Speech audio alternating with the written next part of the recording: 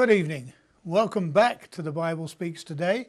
And I say welcome back because this is January 2016. And would you believe, those of you who are faithful followers of the program, this is our first recording in 2016. It's one of those tales of things planned for but not achieved. We usually stop just before Christmas, obviously, to give everybody a break, and because the facility is taken up a lot with extra Christmas programs and concerts and that sort of thing.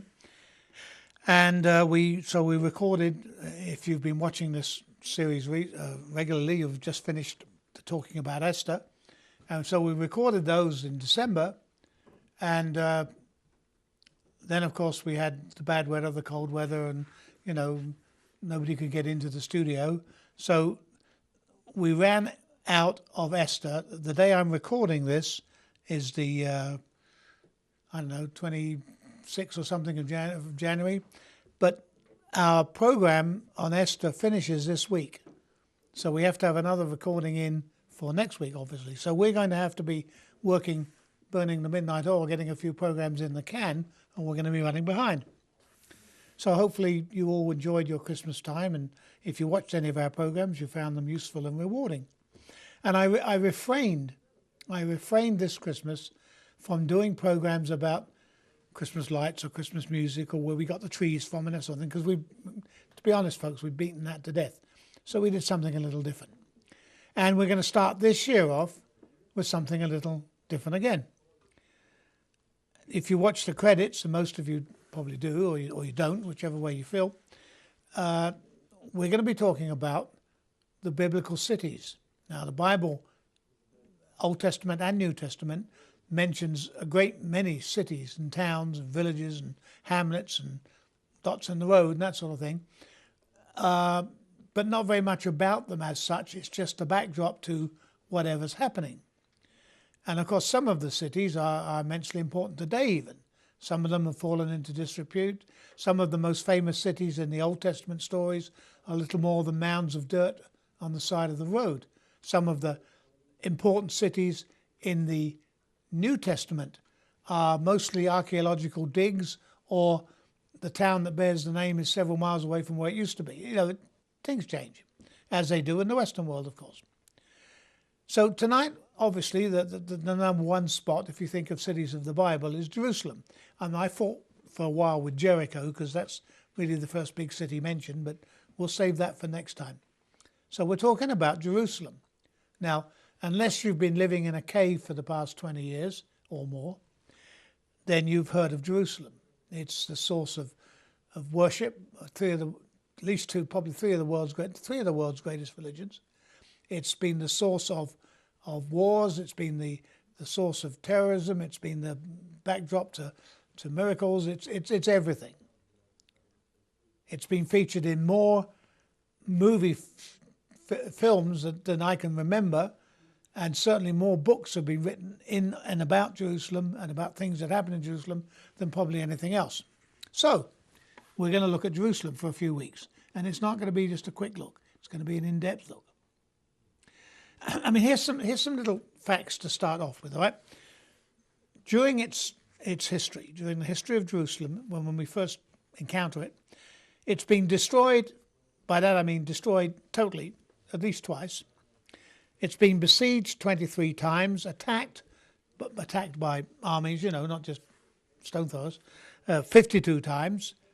It's been captured and recaptured 44 times. It's everything has happened there, both in the Old Testament, New Testament, and in modern times.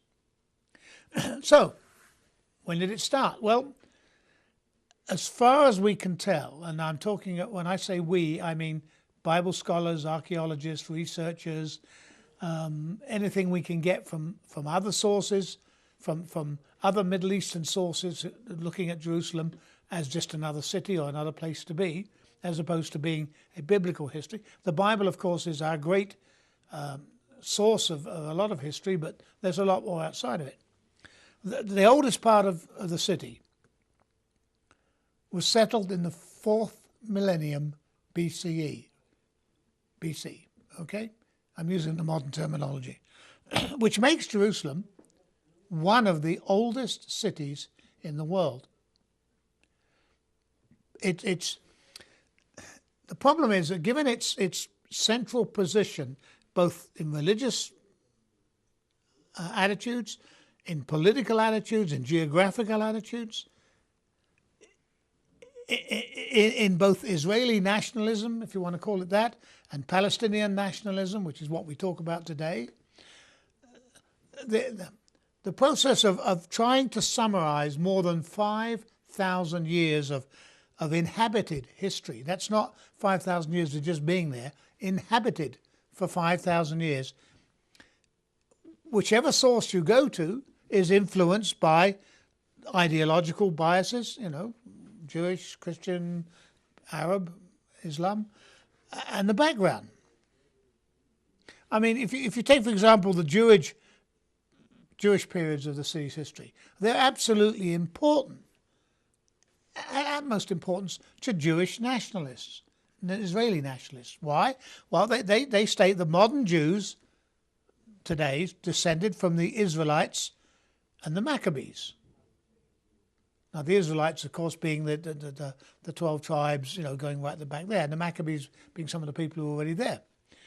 Well, if you look at the Islamic side, the Islamic periods of the city's histories, which are huge, when we come to do the history, you'll see, they're more important to what we would call the Palestinian nationalists, who think that, or who believe and suggest in their writings, and I've read a lot of them this last few weeks, that modern Palestinians descend from all the different peoples who lived in the area, in the city. And there were, and we'll see this over the weeks, many, many, many different tribes or cultures living in the city.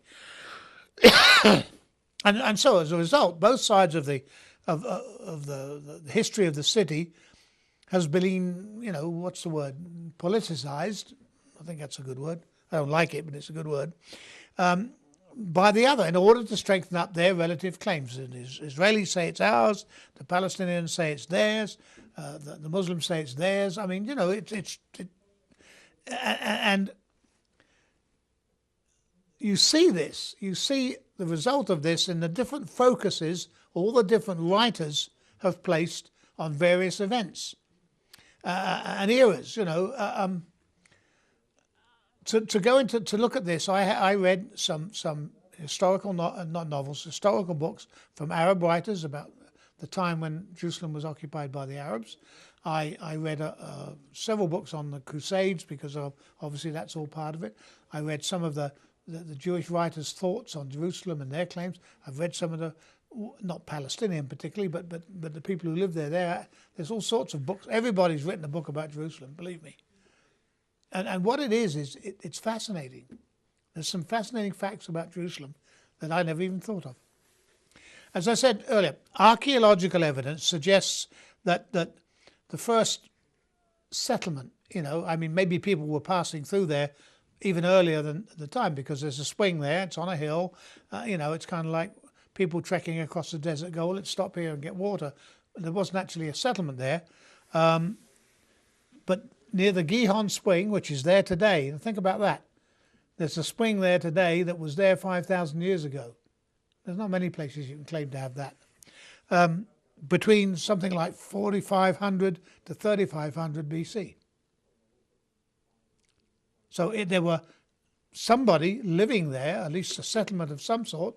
Perhaps some enterprising person thought that, hey, all these people stopping here for water, we'll put up a little shack next door and offer them a place to rest and food and first Motel 6 in Jerusalem, perhaps, or something like that. Anyway, nothing much after that. That's archaeological evidence. That's where they dig it up and say, oh yeah, carbon dating and everything. The first known mention of the city, in other words, where it's mentioned, where somebody said, it was about 2000 BC. And it's in the word they use is execration text, but let me say, it's in Egyptian, Middle Kingdom Egyptian writings. Now, if you know your your Egyptian history, you've watched all the movies and you've been to the library and read all the books and that. The Middle Kingdom was around 2500 to 1500, something like that BC. But anyway, in those writings, the city is recorded as being called Rusalimum. Okay. Now, if you're one of these people who deals with words and this sort of thing, the root SLM, which is the root of the word, makes up the word in ancient Egyptian, it's thought to refer to either peace, which compares to the modern salam or shalom in modern Arabic. Shalom is in Hebrew, peace. Salam is in Arabic. And in Hebrew, or Shalim, who was the god of dusk in the Canaanite religion. So, you take your pick what it was called. In fact, the book of Genesis, in chapter 14, verse 18, as it happens, mentions a city called Salem, which, of course, most Jewish commentators believe refers to Jerusalem, and, of course, most Christian commentators as well. And it was ruled, incidentally, and this might ring a bell with some of you, by a king called Melchizedek. Ring a bell somewhere when you read the Bible? Whose name means my king is Zedek, where Zedek is, I think, believed to refer either to the Canaanite deity Sidek or the word righteous. Take your pick. I don't know. But according to one old Jewish tradition in the Midrash, which is a collection of Jewish traditions, Jerusalem was founded by Abraham's forefathers, Shem and Eber. Okay, now that's traditional. Okay, but if you look at the history of the Bible and the timeline, Shem and Eber come a lot later than 3500 BC. They're a lot later on in the timeline. So they probably, if they founded something, they just put a name to something that was already there. Anyway, so we'll try and talk about this in periods so we can narrow it down. So let's call this the Canaanite and the Middle Kingdom, New Kingdom, Egyptian period, because a lot of Egyptian influence, all right?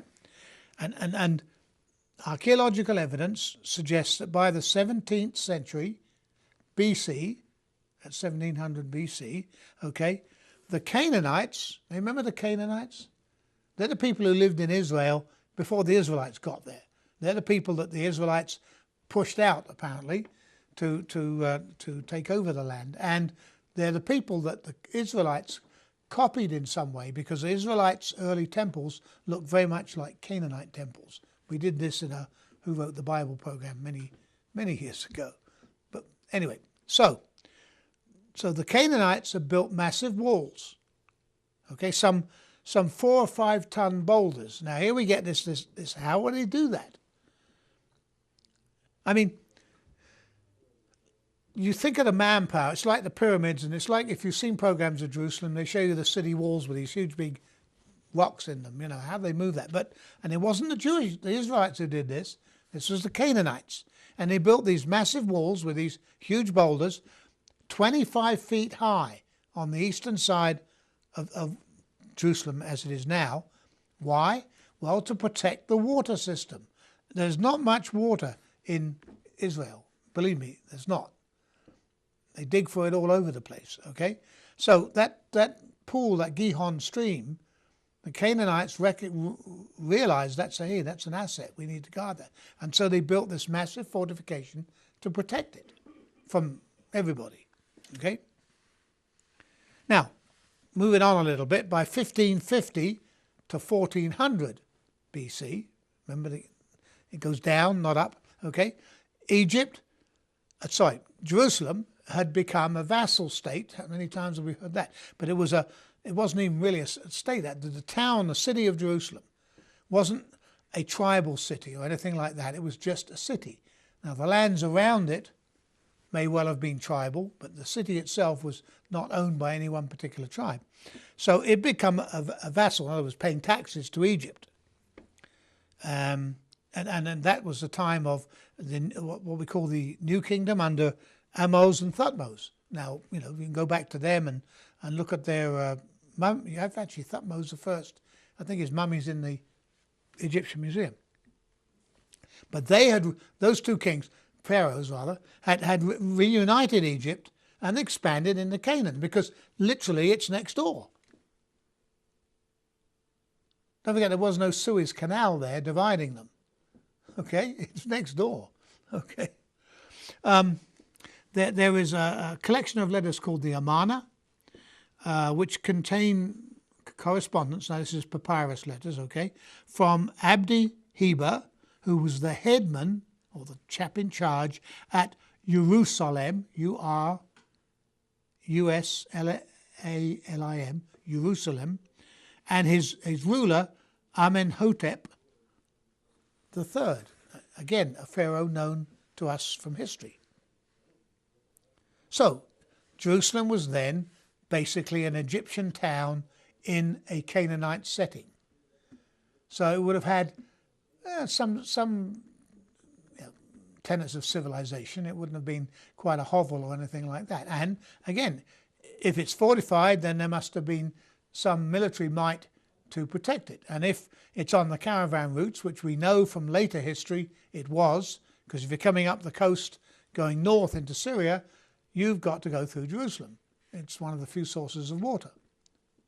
So you've got probably Egyptian soldiers, or maybe Canaanite soldiers who are being trained and NCO'd, or whatever they want to call it, by Egyptians. I don't know. Anyway, but the power of the Egyptians in that area, in the 12th century BCE, a lot of things happened in Egypt. Again, you've got to get all this, you've got to look at Egypt history as well, and I don't want to do that. It takes too much time. But during the Bronze Age, which is 12th century BC, during the Bronze Age, if you understand the Bronze Age, and we recognize that in Western culture, there was a bit of the civilizations collapsed. There was a lot of wars going on between each other and everybody else. There was the Battle of Dijahi, which was the Egyptian name for Canaan, and that was in 1178, between Ramesses III, remember Ramesses, possibly the pharaoh of the Israelite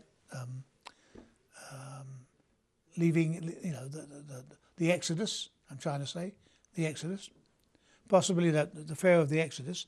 Okay, and the Sea Peoples. Now, Sea Peoples. Where have we heard that before? The Sea Peoples. We talked about this in another program.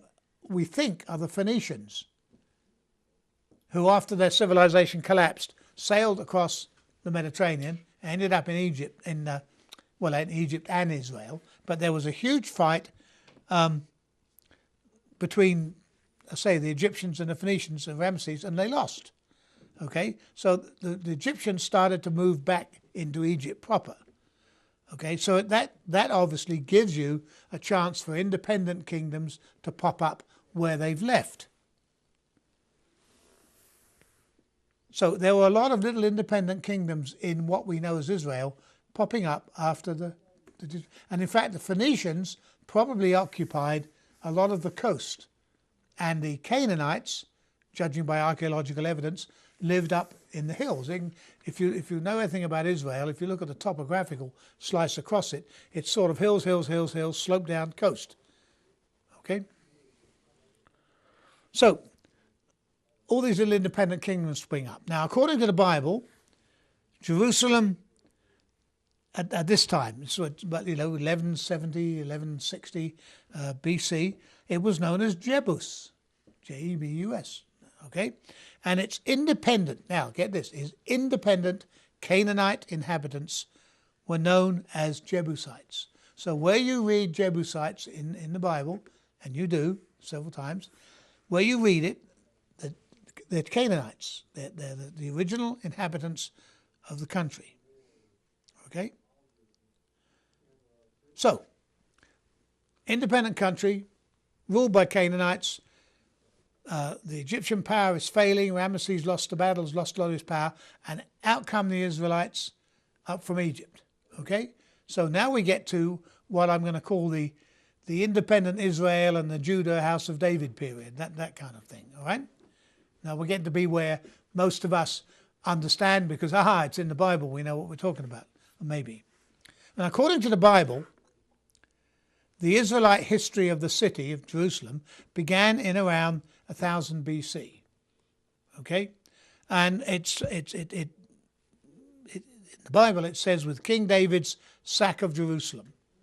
Now bear in mind it was not a huge big city that you've seen in all the movies and today. It was a little tiny fortified settlement on top of a hill. Okay? And after David's apparent sack of Jerusalem, it became the city of David and the capital of the United Kingdom of Israel. Now, I think we discussed this in another program, but David's main capital before this was at Hebron, another one of our cities we're going to look at. Hebron was the sort of headquarters, the city of the tribe of Judah. Now, David, if nothing else, he might have been a man of God, but he was also an astute political leader.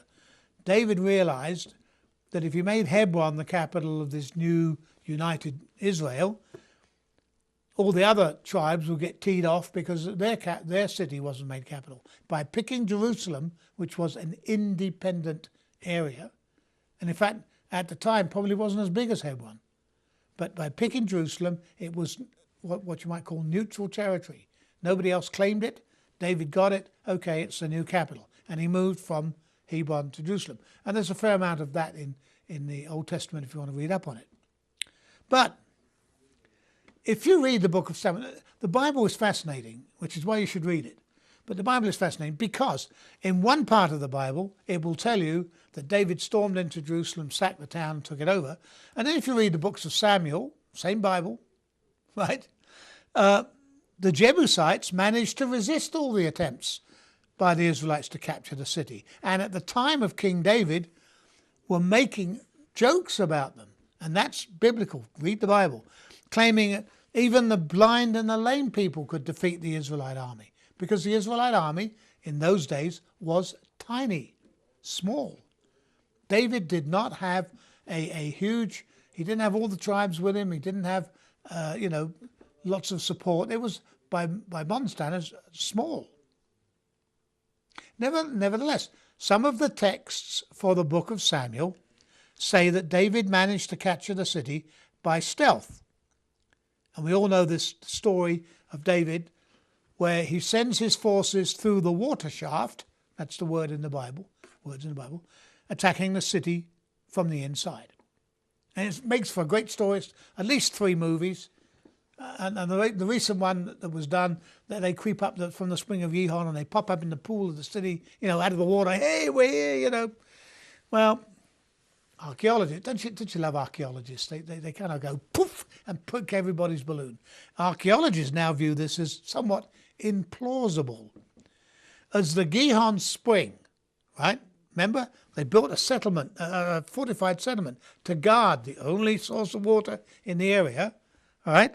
It's the only known location from which water shafts lead into the city, and the Canaanites didn't guard it? Not likely, is it? It probably was fairly heavily defended. So if you popped out of the water and went, hey, we're here, you'd have probably popped down again a bit quick with a couple of arrows in you. And an attack this way would have been pretty obvious rather than secretive. In other words, hey, let's go and attack them up the water shaft. Oh, you don't think they recognize that? So we got 2 different accounts in the Bible. I don't know. The older Septuagint text and the Masoretic text, Samuel, there's 2 different texts of Samuel. We must do a program on that one day because that's a fascinating thing. Anyway, the older text says that rather than by a water shaft, David's forces defeated the Jebusites by using daggers. Now, dagger is a kind of odd word.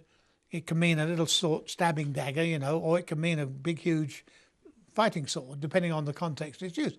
So, from my point of view, David's people ran up there and attacked them with swords, and we're not talking about walls like you see in the Crusader films and things like that. It wasn't like that.